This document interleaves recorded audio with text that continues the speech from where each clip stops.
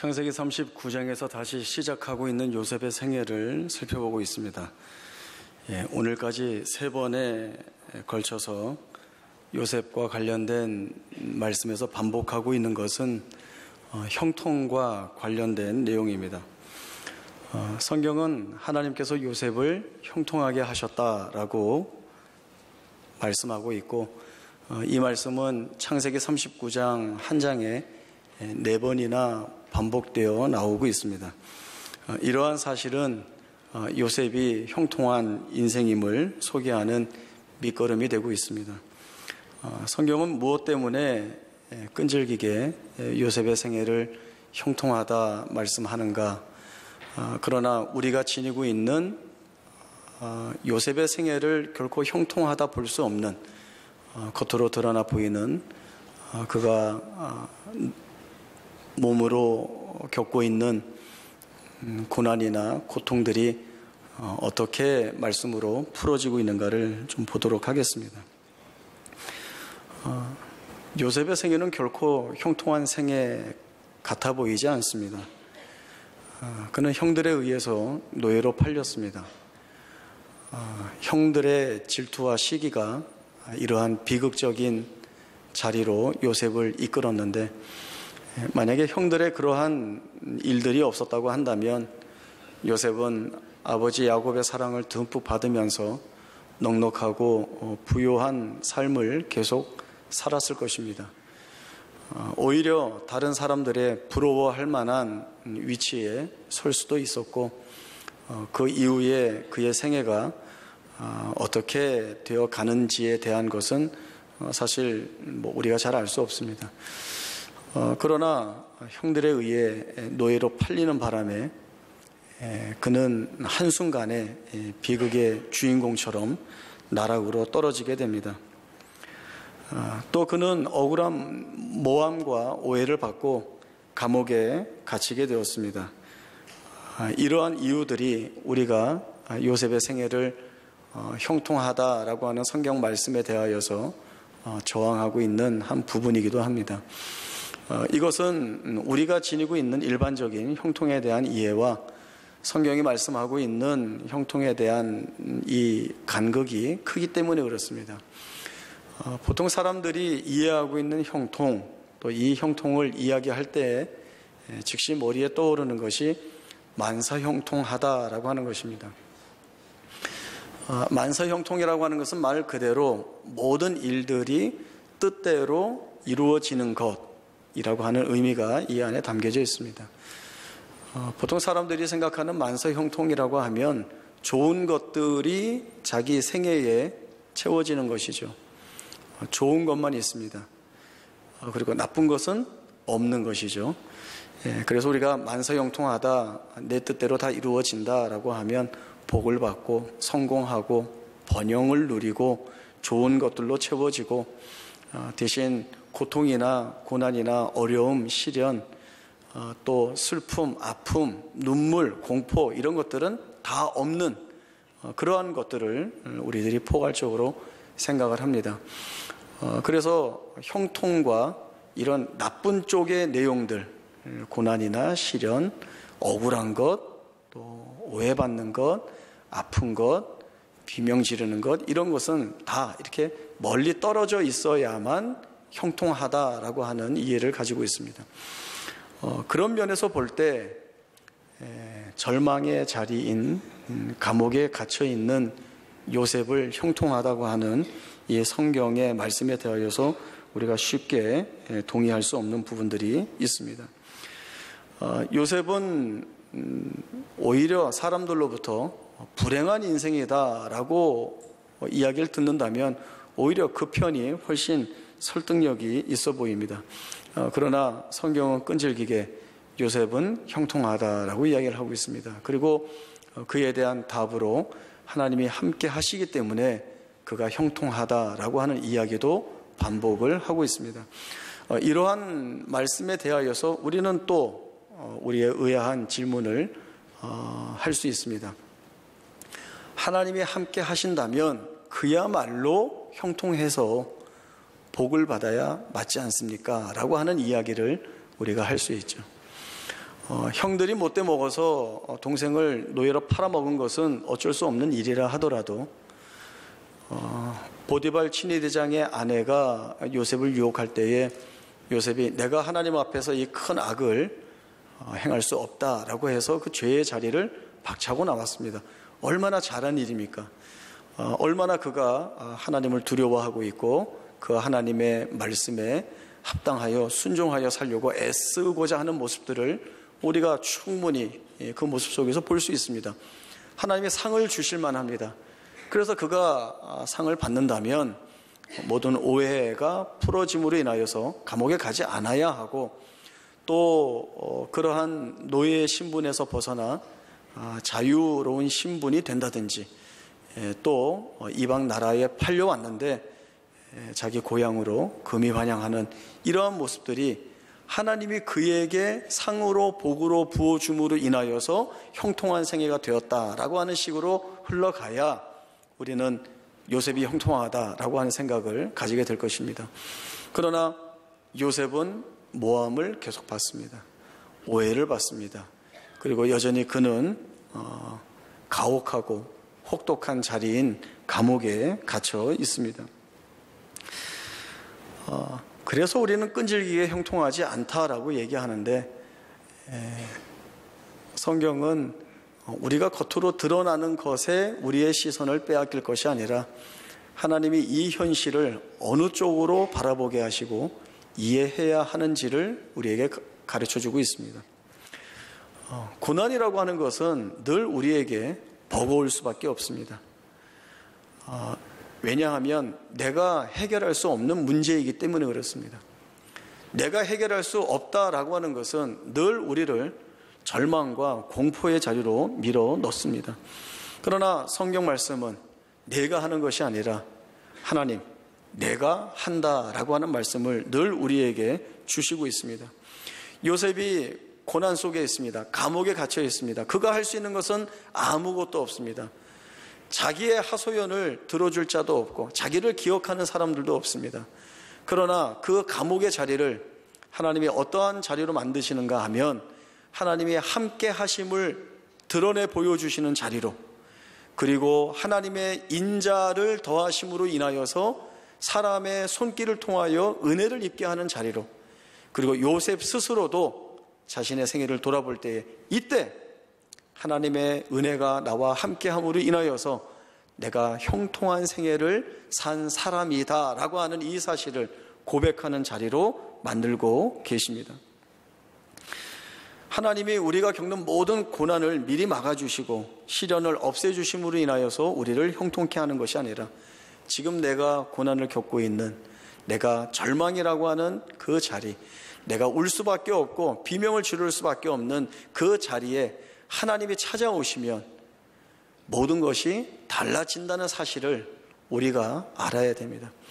하나님만 오시면 그 비명을 지르는 자리가 찬송하는 자리로 바꾸게 되고, 그 공포를 느낄 수밖에 없는 자리가 감사의 기도를 하는 자리로 바뀔 수 있다라고 하는 이 사실을 우리가 믿는 것이 바로 하나님이 어떠한 분인가를 깊이 알아가는 과정이 되는 것입니다. 이것은 세상 사람들이 알 수 없는 신비이고 비밀입니다. 세상 사람들에게는 고통과 고난의 자리는 비명밖에 없습니다. 눈물을 흘리고 우는 것밖에 없습니다. 그리고 거기에서 낙심하고 절망하고 그리고 포기하는 것밖에 없습니다. 그러나 하나님은 여기를 뒤집어내십니다. 세상 사람들이 알지 못하는 고백을 끌어내심으로 인하여서 거기에서 감사가 나오게 하고 거기에서 찬송이 나오게 하는 은혜를 우리에게 부어주십니다. 요셉은 감옥 속에 갇혀 있으면서 자신의 억울한 처지를 쉴 새 없이 하나님께 아뢰었을 것입니다. 하나님, 여기는 제가 있을 자리가 아닙니다. 하나님 아시지 않습니까? 저는 오해를 받았습니다. 모함을 받았습니다. 그래서 저는 억울합니다. 여기에서 벗어나게 해 주십시오. 이거는 누가 추측하더라도 요셉의 저 깊은 심정에서 피를 토해내는 것 같이 되뇌어지는 기도일 것입니다. 그러나 이 요셉의 기도는 아주 오랫동안 응답이 되지 않고 있습니다. 우리가 이 같은 처지에 있을 때가 많다고 생각을 합니다. 하나님, 나는 이런 고난을 받을 이유가 없습니다. 내가 얼마나 하나님 앞에 신실한 모습으로 신앙생활하고 있는지 하나님이 아시지 않습니까? 그런데 왜 이런 일이 왔습니까? 이건 잘못된 일입니다. 하나님이 풀어주셔야 됩니다. 하나님 해주십시오. 우리가 다 알고 있듯이 응답이 안 오죠. 풀어지지도 않고 오히려 더 어려운 일들이 자꾸 더해져 가는 것 같습니다. 절망이 다가오고 응답이 없는 것에 대한 원망이 우리 가운데 드러날 수밖에 없습니다. 그러나 이것은 응답이 되지 않는 것이 아니라 거기에서 하나님이 우리에게 보여주시고자 하시는 것이 있어서 기다리고 계시는 것입니다. 그 자리에서 우리로 하여금 보게 하시는 것, 그리고 깨닫게 하시는 것이 있게 하기 위하여서 우리로 하여금 그 현실을 민감하게 살필 수 있는 시간과 기회들을 주시고 계시는 것입니다.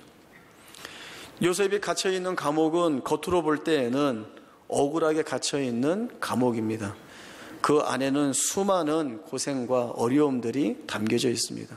그 안에는 소망을 가질 것도 희망이 될 만한 것도 없습니다.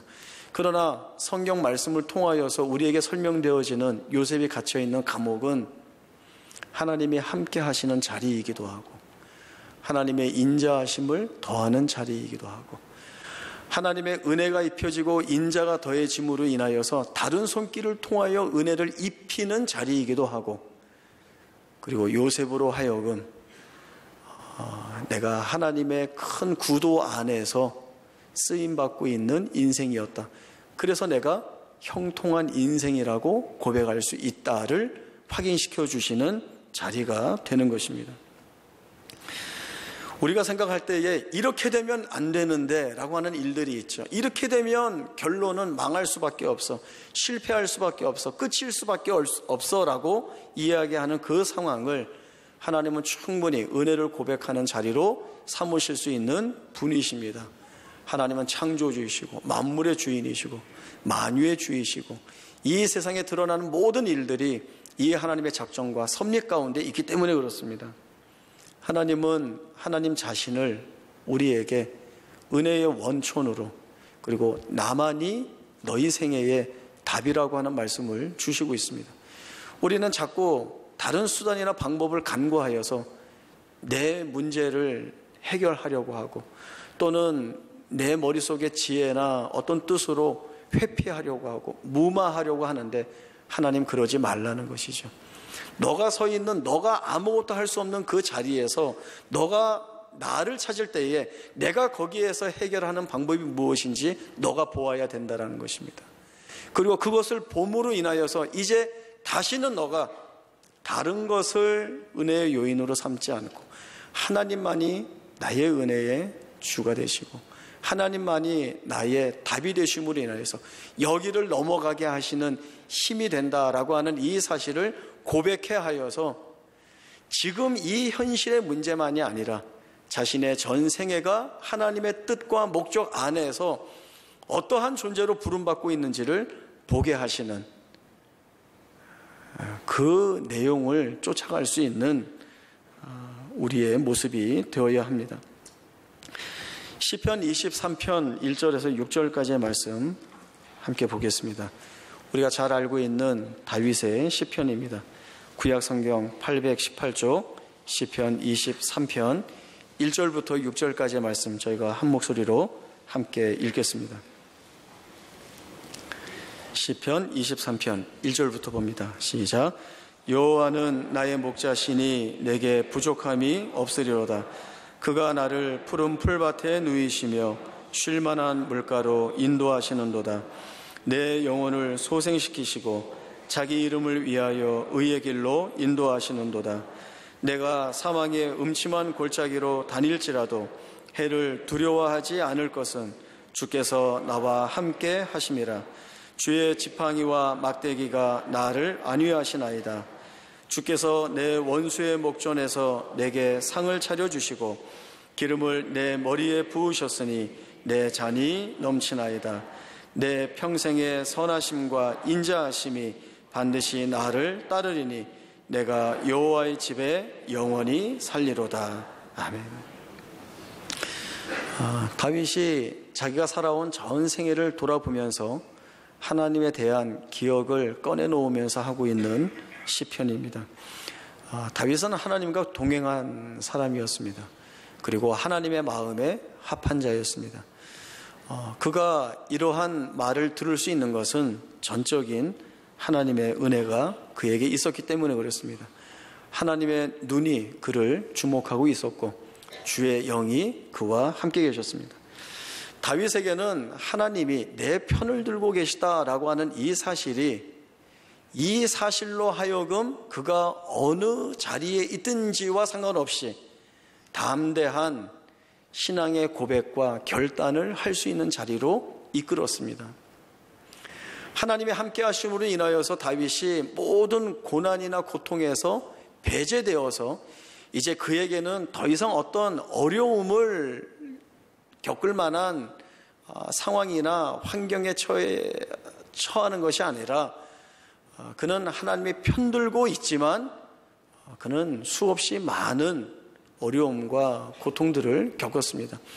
그러나 그 어려움과 고통의 자리에서 그가 결정하고 결단할 수 있었던 모든 내용들이 하나님이 내 편을 들고 계시기 때문에 내가 이 자리에서 두려워하지 않는다라고 하는 것입니다. 사울 왕을 죽일 수 있는 기회가 여러 번 있었죠. 그러나 죽이지 않습니다. 그것은 하나님의 손에 있는 것이고 주위에 있는 사람들은 사울 왕을 지금 죽여서 이 위협으로부터 벗어나십시오. 이 어려움으로부터 벗어나십시오. 그러면 당신이 충분히 보상받고 당신이 확보할 수 있는 것들이 많이 있습니다라고 이야기하지만 그렇게 하지 않습니다.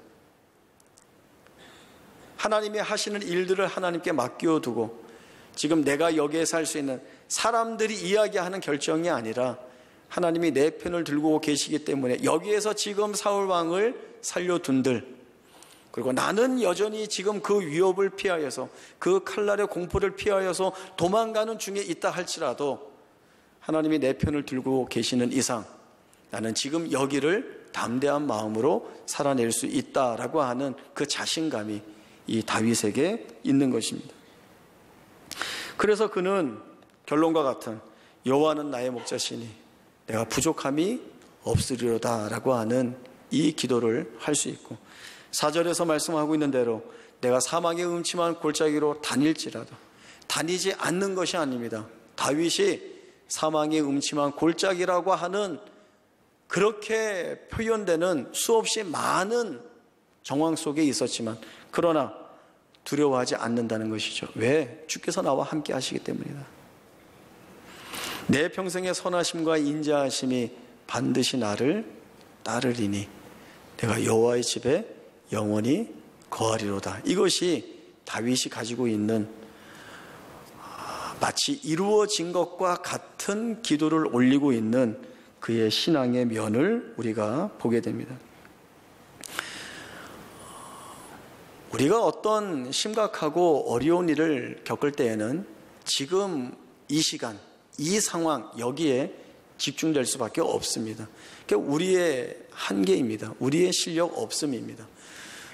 그러나 하나님은 아브라함에게도 그러셨고 이삭과 야곱과 지금 요셉에게도 그러하시듯이 그 한 지점이 아니라 전체적인 그의 인생을 디자인하고 계시는 것입니다.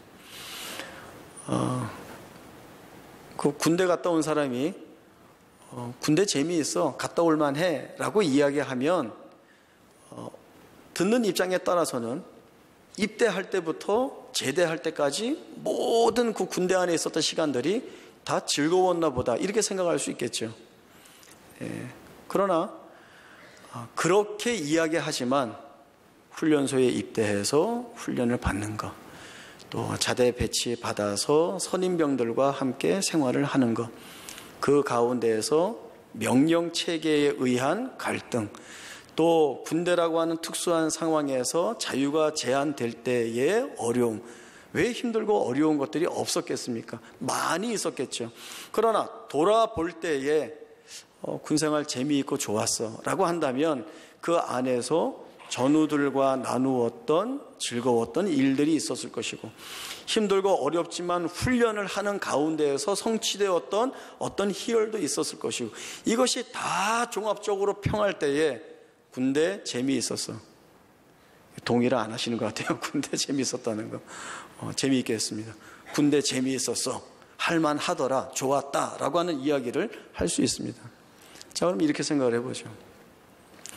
우리가 이제 아이를 낳게 되면, 이제 아이가 태어나면 갓난아이 때 맞는 양육 방법, 초등학생이나 중학생, 고등학생이 되면 그때그때 맞는 양육 방법이 있습니다. 갓난아이에게 하는 양육 방법을 가지고 끝까지 갈 수 없는 것이죠. 그리고 아이가 태어나면 부모로서는 어떤 생각을 하게 되는가 하면, 지금 아직 갓난아이인데 이 아이가 나중에 이렇게 자라면서 어떠한 아이로 자라나면 좋겠다. 이 아이가 어떤 꿈을 가지고 자라나면 좋겠다. 이 아이가 장성하여서 어떤 가치관을 가지고 자기 인생을 이러이러한 모양으로 살아갔으면 좋겠다라고 하는 그 계획과 구도들을 이 부모님들이 가지고 있죠. 요셉이 그렇게 쓰임받지 않았습니까? 감옥에 있어서 괴로운 시간들을 보고 어려움을 겪는 것 같지만, 형들의 팔려온 것이 없어야 될 사건이었고 있어서는 안 되는 일이었고 또 오해받는 것이 억울한 일들이었지만, 이 모든 것들이 하나님의 섭리 안에서 이렇게 디자인될 때에 이 요셉이 형들 앞에 서서 고백했던 것, 당신들이 나를 팔았지만 당신들이 판 것으로 인하여서 여기에 온 것이 아니라, 내가 온 것이 아니라 하나님이 이 일들을 구상하고 계셨고, 하나님의 당신들의 그 일과 손길들을 사용하셔서 하나님의 일을 하려고 이 일을 다 하신 것입니다 라는 고백을 합니다. 이 고백 안에는 요셉이 그 당시에 그 시간에 몰두하고 있었던 감옥에서의 고난의 순간까지도 이 하나님의 풍요한 일하심에 다 포함이 되어 있는 것이죠. 우리의 생애도 그렇습니다.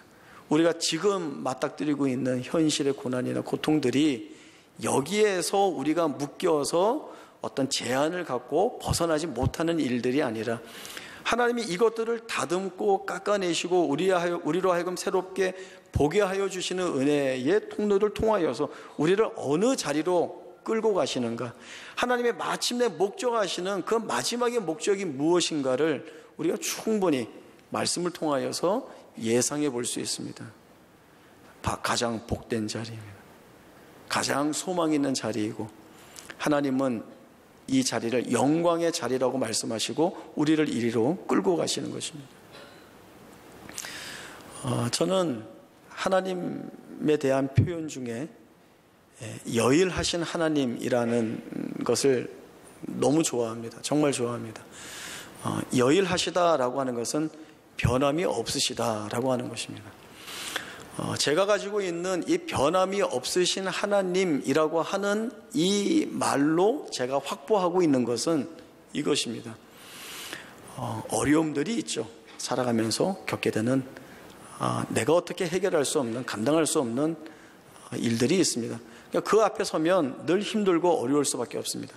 그런데 이렇게 제가 살아온 과거를 이렇게 돌아보면 그때도 그러한 일들이 많이 있었는데, 그때 하나님이 은혜를 주셔서 거기를 이렇게 넘어가게 하시는, 또 그 고난의 자리를 이렇게 믿음을 얘기할 수 있는 자리로 바꾸어 주셔서 이렇게 감사하며 넘어올 수 있게 해주신 일들이 있었다는 것을 보게 됩니다. 그러면 여일하신 하나님 아닙니까? 변함이 없으신 하나님 아닙니까? 과거에만 은혜 주시고 야 너는 여기까지야 라고 자르실까요? 그렇지 않으시죠. 그 과거에 은혜 주신 하나님이라면 그 은혜의 효력이 지금도 앞으로도 계속 하나님이 내 생애 가운데 부어주실 약속이라는 것을 제가 확보하고 있는 것입니다. 그러니까 두렵지 않습니다. 어려움이 두렵지 않다고 하는데 또 다 두렵지 않은 건 아니에요. 두렵죠. 우리가 가지고 있는 한계가 있는데요. 우리가 가지고 있는 본성이 절망 가운데 아파하고 소리 지르는 건데요. 그럴 수 있죠. 그러나 거기가 끝이 아니라는 것을 다시금 내 안에서 끄집어내어서 하나님이 해주십시오. 하나님 옛날에 여기 풀어주시지 않았습니까? 다시 해주십시오. 나 힘 얻어서 나가겠습니다. 이 기도를, 이 고백을 하는 자리로 우리를 이끄신다는 것입니다. 요셉의 생애에서 우리가 보고 있고, 그리고 이미 우리의 생애 앞에서 우리가 확인했던 내용들입니다. 그러면 앞으로 하나님이 어떻게 이끌어 가실까라고 하는 것은 자명합니다. 하나님이 여전히 우리가 처해 있는 자리까지 찾아 내려와 주셔서 내가 너와 함께한다. 그래서 너는 형통하다라고 하는 이 이야기를 고집스럽게 우리에게 해 주실 것입니다. 하나님의 고집 꺾을 수 없습니다. 영원하신 하나님이시고 모든 것들을 충만한 지혜로 이끌어 가시는 우리의 주이십니다. 이 하나님이 오늘 우리를 어느 자리로 이끄는지, 그래서 무엇을 고백하게 하는지 민감하게 살펴보셔서 여기가 끝이 아니라 여기를 은혜로 뒤덮어 주셔서 내가 딛고 일어나 하나님이 오르셨습니다. 하나님이 은혜의 원천이십니다. 주이십니다. 나는 하나님 외에는 답이 없습니다. 이 사실을 고백하는 자로 우리를 만드실 것입니다. 이 자리에 우리 모두가 같은 믿음의 고백을 가지고 갈 수 있기를 바랍니다.